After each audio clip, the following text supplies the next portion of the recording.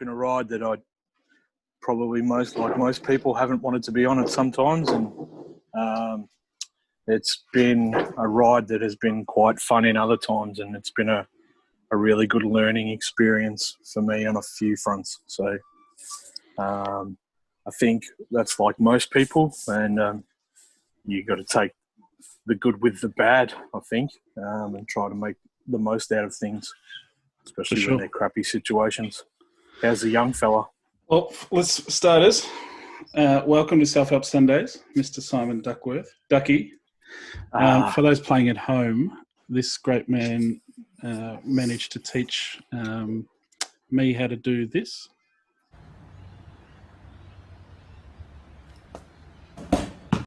That's what you call an Aitken baseline jumper.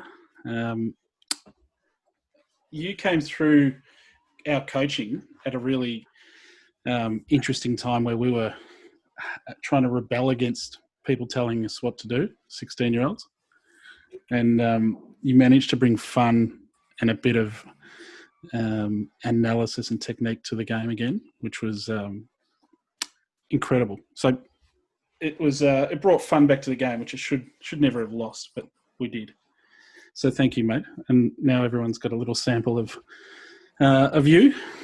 Thank you.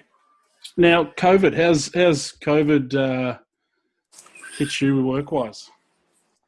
So about middle of March, we were sent home to work from home. And for anybody who knows me, knows I work with the flu vaccine. So right in the middle of March is probably not when you want a worldwide pandemic, especially if you're trying to distribute 2.5 million doses worth of flu vaccine to Victorians. The month of April was probably one of the toughest that I've had work-wise. No phone, no just the ability to email people, trying to homeschool kids. Yeah, that was not fun. But what you take out of that is what you learn from it, Kyle. And what we've learned from that is to be a lot more electronic and try to make sure all our systems are right and so on. So work-wise, it's been always busy March, April, May. This year was just exceptional because of the circumstances worldwide. So yep. That was fun. That was real fun. Homeschooling. And trying to homeschool kids. So anybody, again, knows. So I've got a 12-year-old daughter who's she's quite self-motivating and so on. But then I've got an 8-year-old son who he needs school, and he lives in a black and white world, no grey area for him. So all of a sudden Dad's his teacher, and Dad was under a bit of stress at the time. So it's safe to say day one of homeschooling, mate, was by 5 to 10, both of us in tears, locked away in our bedrooms, fetal position, just rocking back and forth. Yeah. It was, I was enjoying the first day or so of homeschooling, and then I get to this Indonesian segment, and I've got to teach a 6-year-old about how to basically sing Frere Jaka in Indonesian. Yep. So I knew the basic rhythm, but someone that sells alcohol for a living that knows no Indonesian, trying to teach Indonesian, it was hilarious. But out of it all, I reckon I can put a fair bit more on the resume. Might not be good at it, but there's a bit of teaching in there. For sure. I think we all can. Anybody who's had to go through it, I think we've all been able to, at some point,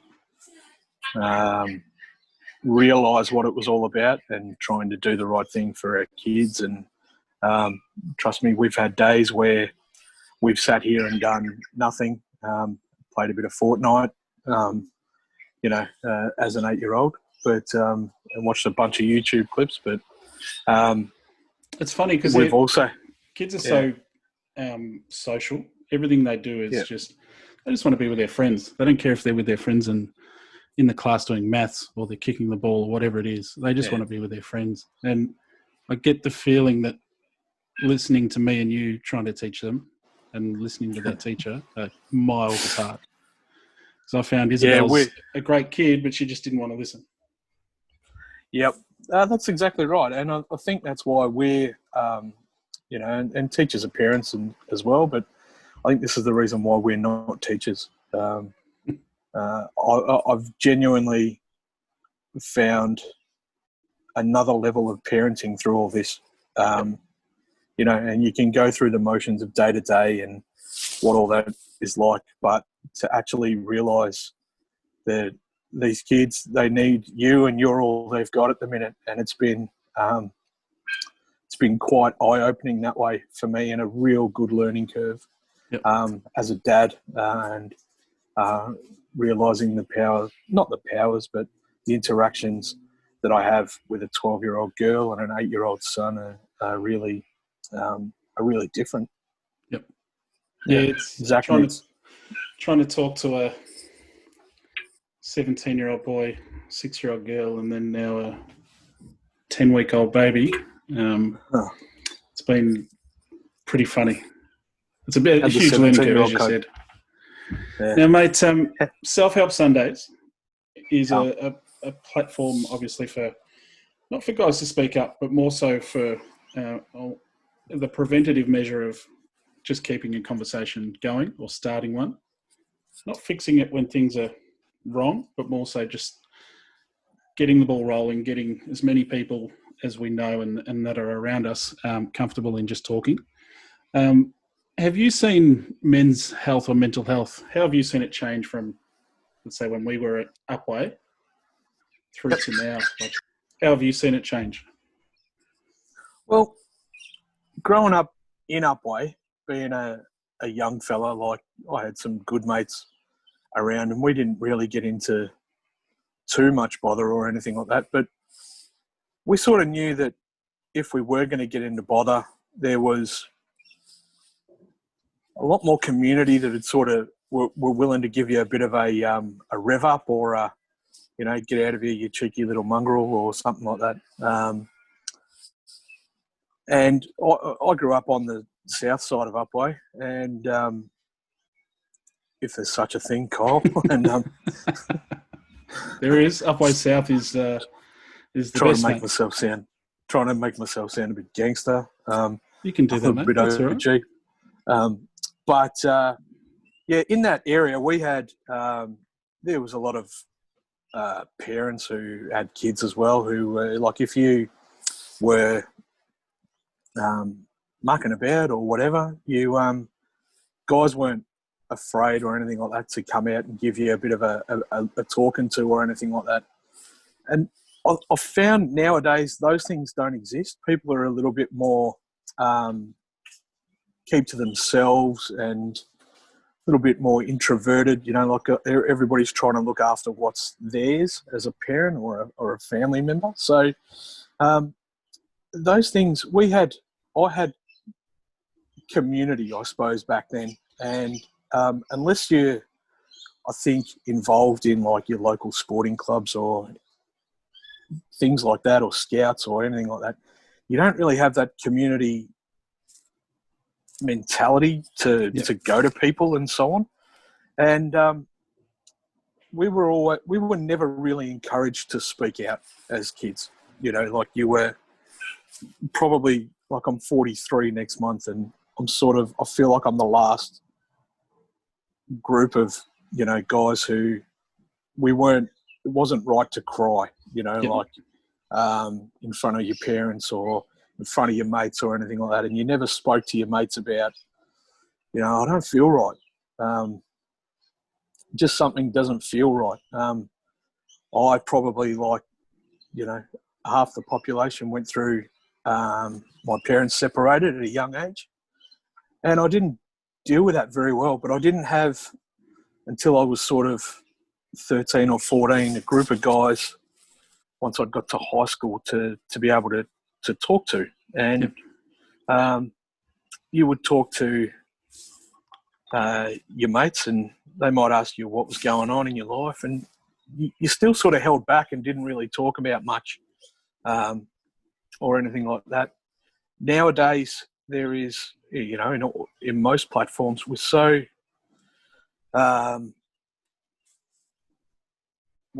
trying to concentrate so hard and adapt to the ways of mental health, and trying to be there for our mates, and it's not as evident as it should be, I don't think. Most people need to there's nothing like just starting the conversation. You don't, like you said, you don't have to try to fix it. You don't have to try to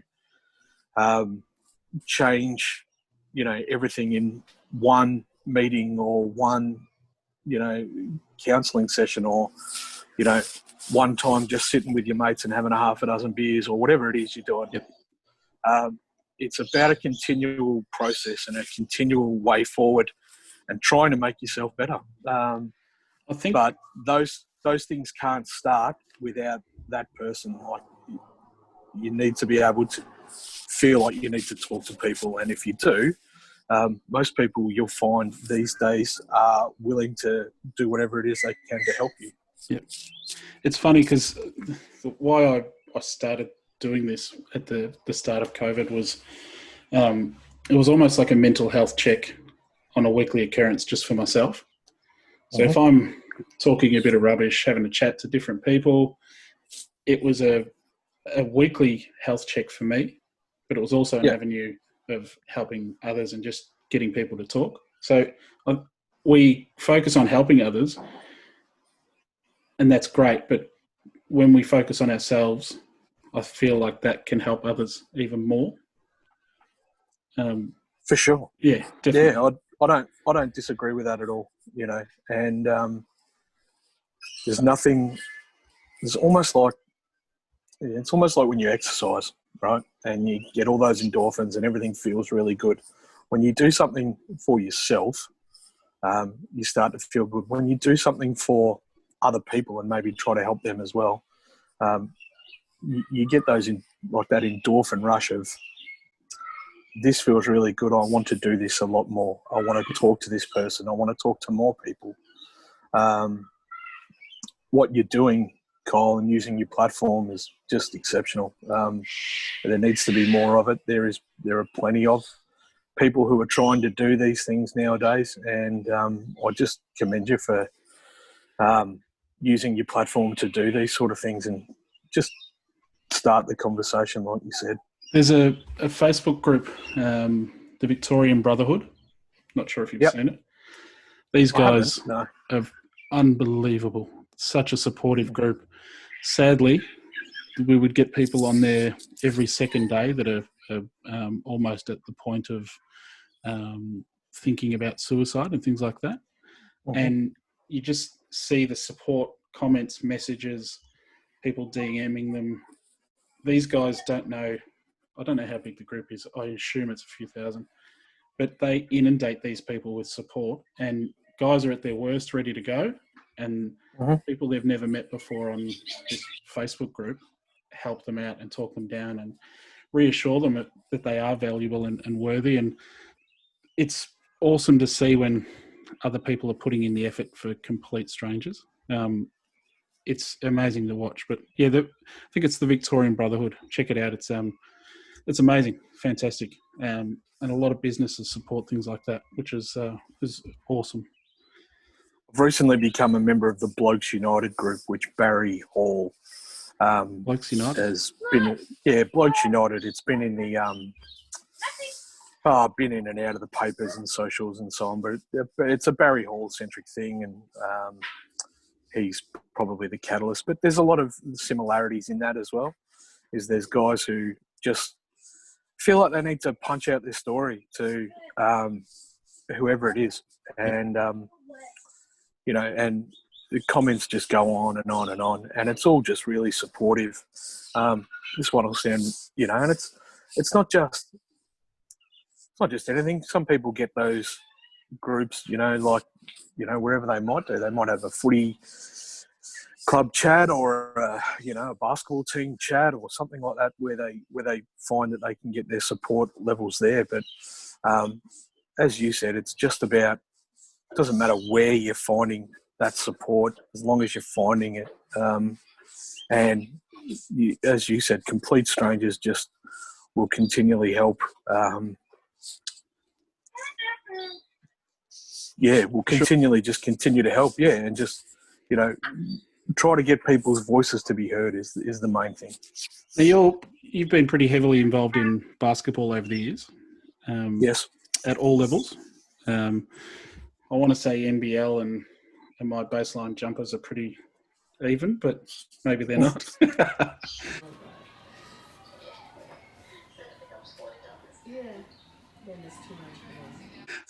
Have you seen that there's, like, obviously in all sport groups there's the level of support, but from watching Connor go through Raiders and stuff like that, and then Eagles, there seems to be a great little base and support base for the kids to come through as well, because you and I learnt this sort of stuff when we were 14, 15, maybe 20, 25 as well, whereas these guys are in and around it and dealing with it, and it's part of their lives, like basically from 10 onwards. The support factor's there. Have you seen any sporting clubs that are really getting behind that sort of, like, that support?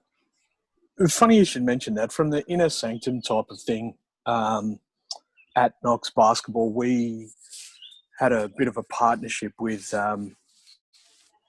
not so much David Stiff was presented to us as a guy who would help us look for leadership and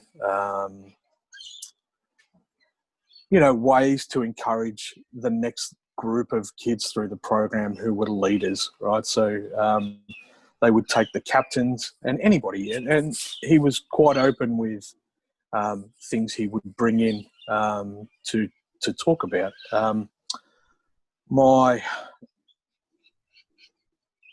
Any time you go through like a little club or even a big representative club, there are plenty of people who aren't there for the right reasons, and then there are people who you find who are really genuine. I was coaching at the time when Connor had come through Raiders, and we had some kids who, were really good and future leaders of their schools or, even the local communities. And we had some kids who weren't. And on the flip side of what you were talking about, where you can have great conversations and you can have great peer relationships and so on, you can have really the opposite. And kids are so, social media is so quick, and, chats can be seen and messages can be seen, and then, screenshots taken really quickly. So they have and I believe that Knox are trying to get into that space now where they've got a program and a backing and so on. And I think it's in its infancy, but keep your eyes peeled to like their Facebooks and so on. Awesome. Look, there's a lot of things that go on. My father-in-law is a member of the Basin Footy Club supporters group. Once, maybe 3 times a year, they have a special guest speaker. Special guest speakers come in any form. They have had guys down there like ex-footballer Mark Eustace. Mark's a really good story if you look for him, Kyle. He went the end of his career, didn't really have a job anymore, turned to a life of drugs and so on. And he's a really good, he's trying now after, 25 years or 20 years, whatever it is, to really use his story for good. Awesome. And get around to footy clubs and things like that. They've had Bo Verdon down there to speak to. Bo's another great story. A young guy in the prime of his life, bent over a football, got hit head on. He's a quadriplegic, so he's got things from from about his chest down. He's got no movement. So, but Bo's Facebook page is really inspiring. Anybody who thinks that they can't do anything, you just look at Bo Vernon, and he's got he's taught himself how to surf. He does it with his mouth. He has like a little joystick on his surfboard, and he just sort of bodyboards. Fantastic. But he's taught himself how to play golf because he can swing his arms. And to this day, I'm led to believe he's still the coach of the Phillip Island Bulldogs down one of the world's greatest places down the island. So there are ways and there are things in your local community. If you seek them out, you can find really good people in any sporting avenue. You can find really good people in your local school communities. It's incredible, etc. You see some people go through things like that, becoming a quadriplegic and things, and it's almost like some people hit that head on and their lives become better because of what they've been through. Yeah.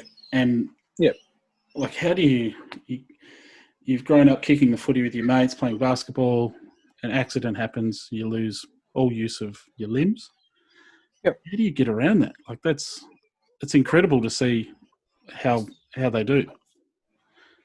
Yeah, you're spot on there too. A friend of mine, and he probably won't mind me saying this, but Adam Galley is the guy who taught me to be a court announcer at Knox, and his mum is on the Hall of Fame at Knox, and just a really well-known name throughout things. Adam's the courtside announcer now for the Brisbane Bullets, but just went one day to the beach and had an accident and is in a wheelchair for the rest of his life. He embraced it. He got fit. He plays like wheelchair rugby, I think. He doesn't let it stop him from doing anything. How you have to adapt to that, obviously, is a real mental hurdle. I look at those people with admiration. Yeah. So anybody who thinks that they can't do something or there's not a way out of whatever it is, you don't need to go looking for YouTube clips to find inspiration. You don't need to go looking for, Wide World of Sport's greatest highlight reel to find inspiration. You can probably find them just by talking to people. Don't be afraid to message anybody or, whoever it is. No, definitely. Nothing scares me more than the courtside announcing, like seeing you do it. Even though some people might find it hard to believe, I'm not a comfortable public speaker. Like this, I'm all good, but seeing you do it up on the court, I'll be watching it going, I hope he doesn't call my name out. I hope he doesn't call my name. Oh, and then you, Kyle Atkin, down to the court. Shit. Now I've got to hit free throws in front of everyone. That scared the crap out of me, but I commend you on getting up in front of the public like that and getting everyone involved and happening.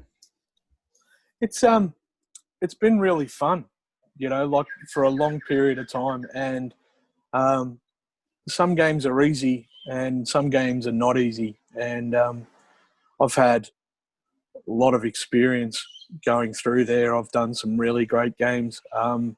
We were fortunate enough to host the I think it was the 2006 UK Commonwealth Games team that had ex-NBA player John Amici in it.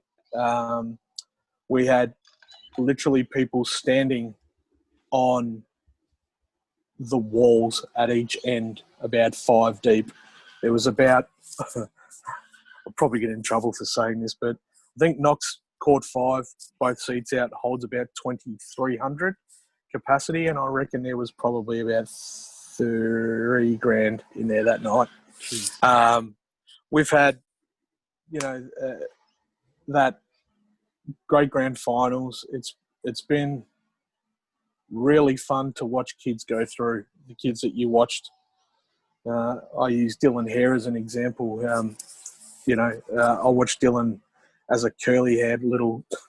He won't mind me saying this, but a little chunky kid in the under 12s and under 14s, and now he's a great athlete. He's worked really hard on his body. He's the captain of that club now, and it gives me great pleasure to call his name every week.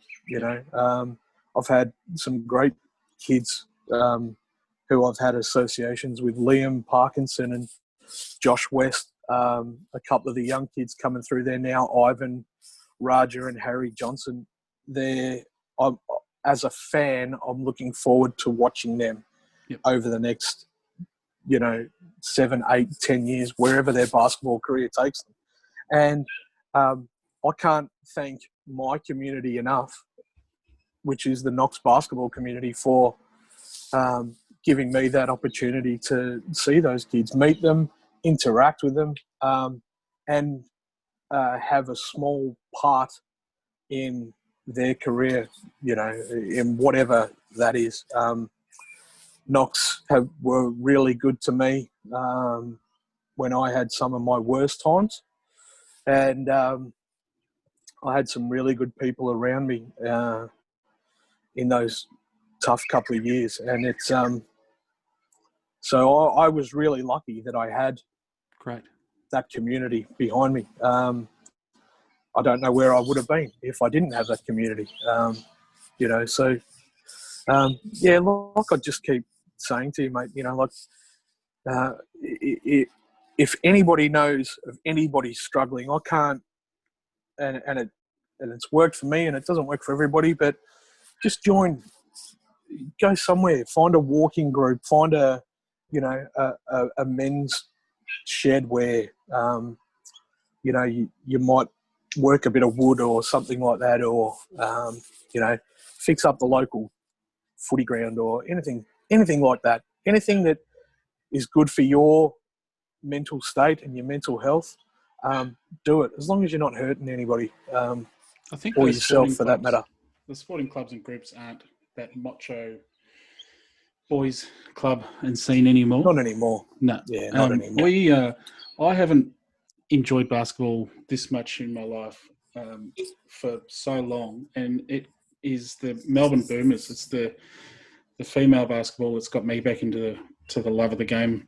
With they're technically just on point. Like, they're so perfect at the screens they set, how they set their feet, their arms are ready, the wings are tucked in. The shots are all technically brilliant. And being able to take my 6-year-old daughter to watch professional basketball 3 minutes drive down the road for $10 a ticket is incredible. And now we're even following them on Ezzy out at Seattle, I think it is, in WNBA. We've been watching that recently. Right. Yep. She's doing amazing there. We've started following different people from around the globe now, and it's funny where Australian athletes are spreading their wings. It's the honesty, the way they play, the mental toughness, but the willingness to open your arms. Like, you look at, I call him Carroll's, Joe Ingles.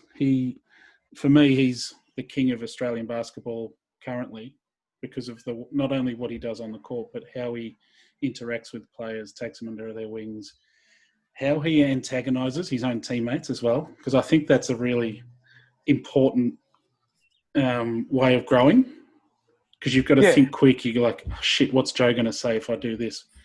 It's keeping you on your toes. And I think it's like, you look at what Paddy's doing with the Spurs, teaching. He's an amazing human.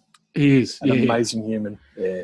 So some of the stories that he's spoken about coming out of the Spurs basketball is incredible. But I think as Australians, we're pretty keen to self-spruik ourselves. Let's not get that wrong.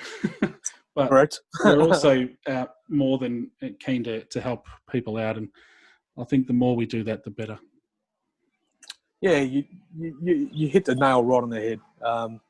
It's that old, almost that war, like that, your great grandfather's mentality of, almost going to war. You looked after your mates, Yeah. and there's plenty of it. There just needs to be more of it too. You're right in what you say. We have really good role models in our sport. Paddy's, he blows my mind, Kyle, on how well he speaks, on how well he presents himself. I had the pleasure of meeting him last year at the at the Indigenous All Stars game that was at SBC. Yep. As a moment for me, like as I said to you, I'm in my 40s, and I felt like a little kid, just going, "Hey, Paddy, can I have a photo?" But it was a real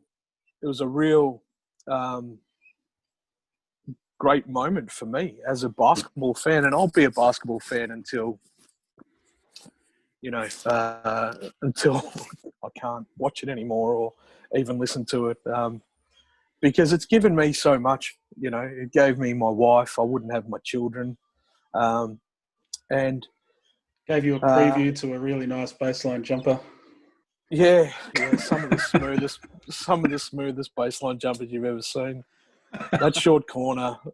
Have you got like worn out footprints in your concrete at the front of your joint from where you just shoot the same spot, or I sent one to you. I'll start to chip away? I'll put this up on the video. I sent a bit of footage to Ducky during the week of Isabel setting a 1-2 little pick and roll, and she just runs right to the baseline, to the short corner. And I nearly cried because I was so excited. She's got it in her blood. She probably can't jump more than an inch off the ground like me too. Yeah. Now, we've gone through some mental health chat, and I appreciate that. Now we're getting into the really tough questions. Mm-hmm. Favorite NBL player ever? NBL? Yep. It might sound really corny. It's okay. Corny's good. There's a few. I genuinely have enjoyed watching Darryl McDonald highlights for years. He's a great bloke. He's involved at Knox. That's why it sounds corny, but he just almost changed, the way things happened for basketball in Melbourne. Here's this guy comes out and he throws over the neck passes. I was, or between the legs, or things like that. Favorite NBL player? Geez, put me on the spot. Mate, he could be it. He has been a pretty. I've got to say, because I was a Spectres fan so early, he was on my hated list for a while. Understandable. A bit like Copeland and Gaze. Yeah, never liked him. No, amazing creatures, but just didn't like them. Yeah. I don't think they'll mind us saying that. I've got to say Bruce Bolden for me. Yep, great player. Was the quintessential power forward of the NBL in the 90s. Rebounds, points, block shots, dunks. Backboards. He was a gun. This is going to really surprise you, Kyle. The first NBL team I followed was the Townsville Suns, right? Mm. And I followed them because in their first year, they had an import called Ricky Jones. Ricky Jones had the same nickname as Sean Kemp, the Rain Man. So every time he dunked the ball, it was like the Rain Man this, the Rain Man that. So I originally became a Townsville Suns fan because I didn't really... Growing up as, like, in Melbourne, you either barracked for one or the other, right? Yep. So you were a Melbourne Tigers or you were a Spectres fan who became a Magic fan. And then when the Giants sort of folded too, I enjoyed watching the Giants, but I couldn't ever really. There was so many different models of who they were. So when Townsville came into the league, fresh start. I went and barracked for Ricky Jones pretty much. When they folded, I became an Illawarra Hawks fan. And one of my favourite players ever to watch was a guy called Glenn Saville. And Saville was, borderline Australian representative. He was just a gun. He did a bit of everything. He rebounded, passed the ball, could hit the three. So I'm going to say Glenn Saville for being on the spot. So, and currently, there's not too many I really like to watch. But no, I like watching the game. I don't watch players anymore. I'm not sure. I don't feel invested into personalities. I feel invested into the game. But you haven't got the hate for Scott Fisher, the nervousness when the Alabama Slammer gets the ball and he's posting up against Pat Reedy or something. Was he going to... Whose head was he going to imprint Spalding on the top of this time? So there's been some great players. Ricky Grace, Steve Woodbury when he came out for Brisbane. Derek Rucker. Rucker's great. He interacts with people on Twitter. He's got his own basketball academy. That's the big thing for me is seeing all these guys stay in this country, a country that come out when they came out from America, gave them the opportunity to play professionally here, and they've stayed around. Derek Rucker, Steve Carfino, Bruce Bolden is still here, I think. Dave Simmons obviously stayed around for many years. I think he's now lives in the States with Ben. In Utah. But, Leonard is still coaching. DMAC. It's great to see these guys still have an involvement. Mark Bradkey. And even like over in WA, there's, Vlahoff getting involved still. So good. With the Wildcats. They're great. Really just, I've always enjoyed a bit of the underdog guy, the guy who sort of would do anything for his team. Glenn Saville. Greg High is another one who I really enjoyed watching. Yeah. Now, we'll wrap this up shortly, but there's an important thing we need to talk about with all of these episodes is the hashtag milkshake mate. If you're ever out and about, you're having a milkshake, hashtag milkshake mate, and it just shows everyone else who's listening or following the hashtag that you're open to a chat, open to a discussion. Of course. You're putting your hand up without feeling vulnerable and putting your hand up. So make sure you hashtag milkshake mate. And the last important question, mate, you've got one last meal. You've had that meal, incredible, and they say to you, all right, now what's the dream milkshake? What flavour are you reaching for or making? Drew Taylor said orange juice. He's always been a bit weird. He has unleashed the geesh. An orange juice flavoured milkshake. He doesn't like milk. Yeah, fair enough. Look, I'm a caramel guy, so I want to say probably a salted caramel, something like that. The old McDonald's Sunday caramel or the new caramel? Because remember, it has changed. It's definitely changed. Yeah. I'm definitely. I could do most things caramel, like my, shape would tell you. But I can definitely anything caramel. Probably a salted caramel thick shake. It would be ideal, I think. I'll send you I've got a salted caramel milkshake mix that I use. It's recipe. Incredible. Yep. I'll send it to you. Yep. But, mate, thank you very much for this. I appreciate it, and I just enjoy talking to you, mate. So whether the camera's on or the microphone's there, always feel that you can have a chat with me, and if you just want to give me shit for 20 minutes, then I'm happy to do that. Thank you for having me. What you're doing, again, as I said earlier, is really great.